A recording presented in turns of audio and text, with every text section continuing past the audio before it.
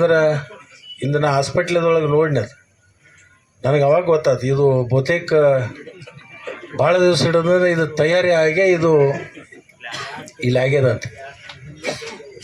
ನೋಡ್ರಿ ನೀವು ಒಟ್ಟ ಇಲ್ಲಿಂದ ಹಾಸ್ಪಿಟ್ಲಿಗೆ ಹೋಗೋಕ್ಕಿಂತ ಮೊದಲೇ ಇವರೆಲ್ಲರೂ ಅಲ್ಲಿದ್ರೆ ಘಟನೆ ಆಗೋಕ್ಕಿಂತ ಮುಂಚೆನೇ ಆಸ್ಪತ್ರೆ ಒಳಗೆ ಎಲ್ಲ ರೆಡಿ ಇತ್ತು. ಅಂದ್ರೆ ಇದು ಪೂರ್ವ ನಿಯೋಜಿತವಾಗಿರ್ತಕ್ಕಂಥ ಒಂದು ಇದಕ್ಕೇನು ಕಾರ್ಯಕ್ರಮ ಅನ್ನೋದು ಕುತಂತ್ರ ಅನ್ನೋಕ್ಕಿಂತ ಒಟ್ಟು ಏನೋ ಒಂದು ಆಗಿದ್ದದ. ಈಗ ಯಾರೂ ದುಡುಕಿ ನಿರ್ಣಯಗಳನ್ನು ಮಾಡೋದು ಬೇಡ. ಮತ್ತು ಅಲ್ಲಿ ಬಂದಿರತಕ್ಕಂಥವ್ರು 100ಕ್ಕೆ 70 ಜನ ಜಿಲ್ಲಾ ಮಧ್ಯವರ್ತಿ ಬ್ಯಾಂಕಿನೇನು ನೌಕರಸ್ಥರು ಅವೆಲ್ಲ ನಮ್ಮ ಹುಡುಗರು ಅದು. ಅವ್ಯಾವ ಹೊರಗಿನಿಲ್ಲ, ನಮ್ಮ ರೈತರ ಮಕ್ಕಳು.